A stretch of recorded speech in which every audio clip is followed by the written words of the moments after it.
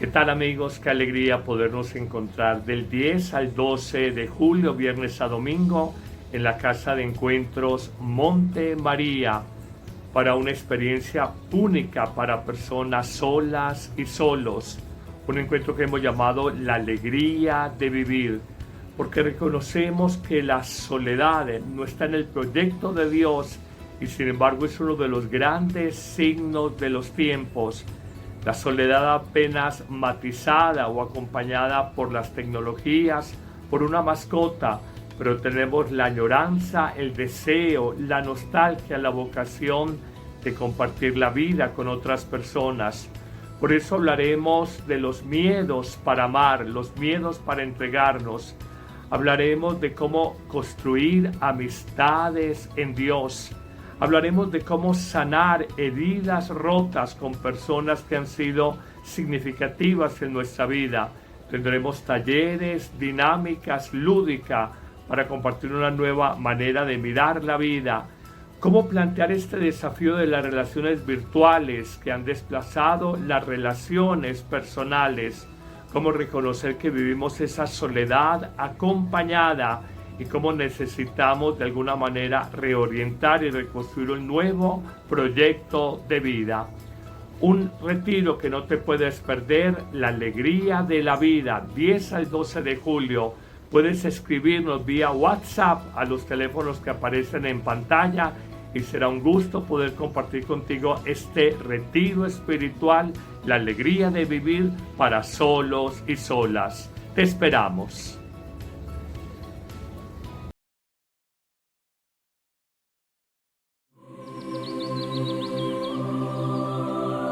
Palabra de vida. Evangelio de hoy, Padre Carlos Yepes. Del libro del profeta Amós, capítulo 5, versículos 14 al 15, 21 al 24. Esto dice el Señor: busquen el bien, no el mal, y vivirán. Y así estará con ustedes, como ustedes mismos dicen, el Señor, Dios de los ejércitos. Aborrezcan el mal y amen el bien. Implanten la justicia en los tribunales. Quizá entonces el Señor, Dios de los ejércitos, tenga piedad de los sobrevivientes de José. Yo desprecio y detesto las fiestas de ustedes. No me agradan sus solemnidades. Aunque me ofrezcan holocaustos, no aceptaré sus ofrendas, ni miraré con agrado sus sacrificios de novillos gordos. Alejen de mí el ruido de sus canciones. No quiero escuchar la música de sus arpas. Que fluya la justicia como el agua y la bondad como un torrente inagotable. Palabra de Dios, te alabamos, Señor. Salmo 50. Dios salva al que cumple su voluntad. Israel, pueblo mío, escucha atento. En contra tuya, yo tu Dios, declaro. Dios salva al que cumple su voluntad. No voy a reclamarte sacrificios, pues siempre están ante mí tus holocaustos. Pero ya no aceptaré becerros de tu casa, ni cabritos de tus rebaños. Dios salva al que cumple su voluntad. Pues todas las fieras de la selva son mías, y hay miles de bestias en mis montes. Conozco todos los pájaros del cielo, y es mío cuanto se mueve en los campos. Dios salva al que cumple su voluntad. Si yo estuviera hambriento, nunca iría a decírtelo a ti, pues todo es mío. ¿O acaso yo como carne de toros y bebo sangre de cabritos? Dios salva al que cumple su voluntad. ¿Por qué citas mis preceptos y hablas a toda hora de mi pacto, tú que detestas la obediencia y echas en saco roto mis mandatos? Dios salva al que cumple su voluntad. Del Santo Evangelio según San Mateo, capítulo 8, versículos 28 al 34. En aquel tiempo, cuando Jesús desembarcó en la orilla del lago, en tierra de los Gadarenos, los endemoniados salieron de entre los sepulcros y fueron a su encuentro. Eran tan feroces que nadie se atrevía a pasar por aquel camino. Los endemoniados le gritaron a Jesús: ¿Qué quieres de nosotros, Hijo de Dios? ¿Acaso has venido hasta aquí para atormentarnos antes del tiempo señalado? No lejos de ahí había una numerosa piara de cerdos que estaban comiendo. Los demonios le suplicaron a Jesús: si vienes a echarnos fuera, mándanos entrar en esos cerdos. Él les respondió: está bien. Entonces los demonios salieron de los hombres, se metieron en los cerdos, y toda la piara se precipitó en el lago por un despeñadero, y los cerdos se ahogaron. Los que cuidaban los cerdos huyeron hacia la ciudad a dar parte de todos aquellos acontecimientos y de lo sucedido a los endemoniados. Entonces salió toda la gente de la ciudad al encuentro de Jesús, y al verlo, le suplicaron que se fuera de su territorio. Palabra del Señor. Gloria a ti, Señor Jesús. Iniciamos un nuevo semestre en nuestra vida. El tiempo va transcurriendo sobre nuestra historia y de la mano de la palabra de Dios que ilumina, que sana, que da discernimiento para tomar decisiones, aprendamos cada día de ella. La primera lectura tomada de la profecía de Amós nos habla de manera tajante, casi como un programa de vida. Busquen el bien, no el mal, y sólo así vivirán. Y ratifica: odien el mal, amen el bien, defiendan la justicia. En un mundo como el nuestro, donde a veces al mal se le llama bien, y paradójicamente al bien se le descalifica como aburrido y a veces como mal, cuánto discernimiento, cuánta claridad interior tenemos que tener para abordar la realidad de la luz, de la vida, de la verdad, del bien, sobre nuestra historia y no dejarnos engañar. Pero el profeta Amós avanza y dice que la fe debe traducirse en obras de justicia, de servicio, de donación a los demás.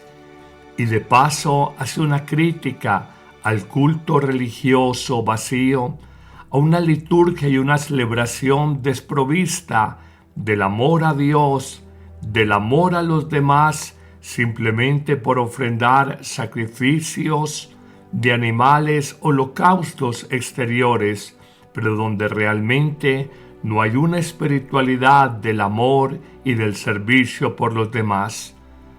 La Eucaristía y el culto litúrgico hoy solo serán agradables a Dios si como creyentes vivimos el amor, la justicia y la fraternidad, la comunión con los demás. Tenemos que tener cuidado que la fe no se nos vuelva meramente paisaje, que se nos vuelva rutina, hábito, y entonces la fe en Dios será desvirtuada porque pierde toda novedad y toda fuerza de renovación. El salmo litúrgico que nos propone hoy las lecturas de este día va en la misma línea del profeta Amós y afirmará: al que sigue buen camino le haré ver la salvación de Dios. Hoy pidamos esa gracia altísima de obrar cada día, en cada decisión, en cada relación humana con un corazón limpio, íntegro, recto, que busque agradar a Dios para alcanzar la salvación que Él nos promete. Pero pasemos al Evangelio de hoy, de San Mateo en el capítulo 8, donde nos muestra una situación bastante particular de la liberación de unos endemoniados que habitaban supuestamente en el cementerio, recordando que en la mentalidad bíblica los sepulcros son lugares de muerte y por tanto de impureza ritual. Es más, podríamos decir que el pecado es la gran expresión del mal, porque aleja al ser humano de la vida plena y lo encierra en una especie de muerte en vida. Hoy, cuando se nos presenta en la versión de San Mateo a estos dos endemoniados que salen al encuentro de Jesús, reconozcamos una verdad suprema, y es la autoridad absoluta de Cristo sobre el mal, sobre el pecado y sobre la muerte que a todos de entrada nos aterra, porque en cada corazón humano hay una sed de eternidad, una búsqueda inconsciente de inmortalidad, y la muerte, que la entendemos como el fin de la vida, de entrada nos cuestiona sobre el sentido mismo de para qué existimos. Pero nos dice el Evangelio de San Mateo que estos hombres posesos por el mal gritan a Jesús que tenemos que ver nosotros contigo, Hijo de Dios. ¿Has venido aquí a atormentarnos antes de tiempo?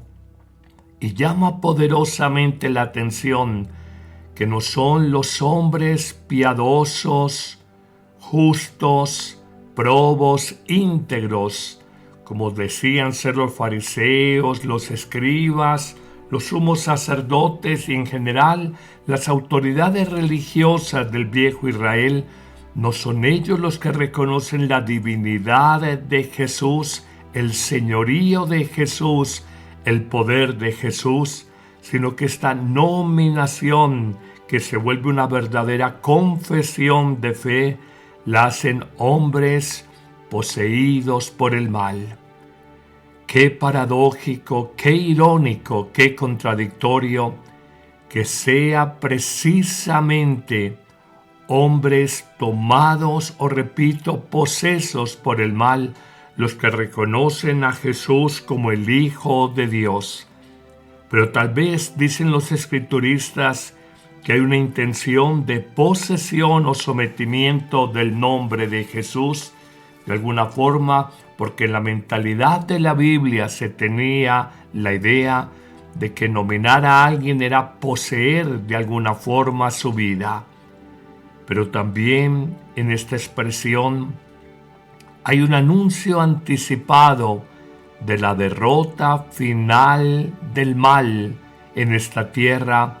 Cuando dicen estos dos hombres endemoniados, dicen: ¿has venido aquí a atormentarnos antes de tiempo? En el fondo pareciera que el mal reconoce que el fin que le espera son los tormentos, y que la llegada aparentemente anticipada de Jesús a esta región pagana de Gadara o de Gerasa, según la traducción, los gadarenos o los gerasenos, nos indica el triunfo definitivo de Jesús y el reconocimiento anticipado de la derrota del mal en el mundo. Lo digo muy a propósito de que a veces vemos que el mal alardea, presume, grita, pero más allá de su gritería no tiene el poder del bien, el poder de la verdad, el poder de la vida que solo nos ofrece Dios. Por eso no te desanimes, no te acobardes, no te llenes de miedo y aprensiones pensando que el mal tiene la última palabra sobre la vida del hombre. No es verdad. Por más que presuma, que grite y que trate de ostentar de su poder, al final el bien es infinitamente superior al mal. Pero hay un tercer detalle en el Evangelio de hoy, y es que Jesús da autoritativamente una orden a este par de demonios que tenían atormentados a estos hombres, y les dicen que vayan a la piara, grupo o rebaño de cerdos, animales impuros en la mentalidad judía.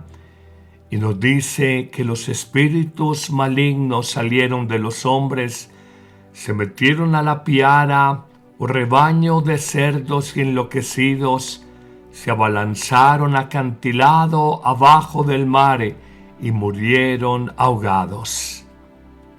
En el fondo reconocemos en esta imagen de los cerdos sacrificados, y repito, animales impuros para los judíos, un recurso simbólico que evidencia la completa expulsión del mal y cómo termina la vida del pecador en la perdición, en el abismo, en el ahogamiento.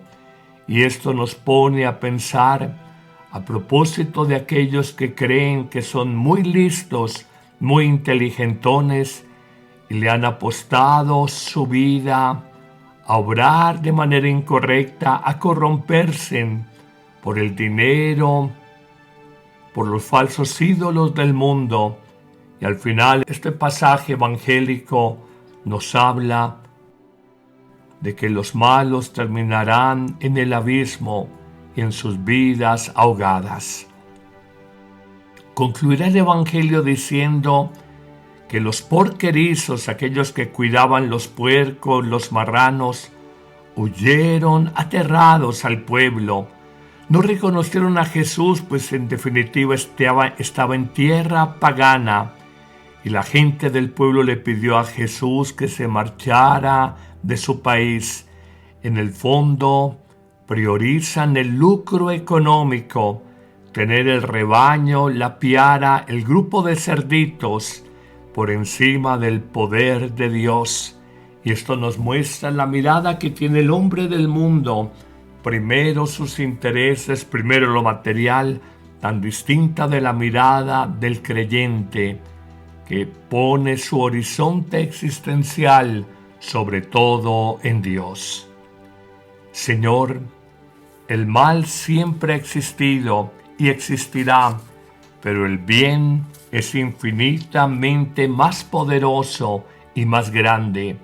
Que esta certeza nos dé una mayor esperanza de vida, una mayor tranquilidad, y vivamos más confiados en que por más que veamos guerras, injusticias, corrupción, mentira, manipulación y mal en los hombres, al final la victoria es de Dios Padre en su Hijo Jesucristo. Que el buen Dios te bendiga en abundancia en este día, en el nombre del Padre y del Hijo y del Espíritu Santo. Amén. La Eucaristía es el principio y culmen de la vida cristiana. La Eucaristía es la oración más alta a Dios, la acción de gracias más sublime. El sacrificio pascual de Cristo que se ofrece por nosotros ante el Padre y se dona en el pan de vida que comemos. No hay verdadero y profundo encuentro con Cristo, sino en la Eucaristía de cada día. Vívela diariamente en tu parroquia, y si no puedes asistir, celébrala con nosotros en YouTube y Facebook Live con el Padre Carlos Yepes y el equipo de sacerdotes que apoyan a Amén Comunicaciones. Te esperamos todos los martes, jueves, viernes y domingo. La Iglesia hace la Eucaristía y la Eucaristía hace a la Iglesia.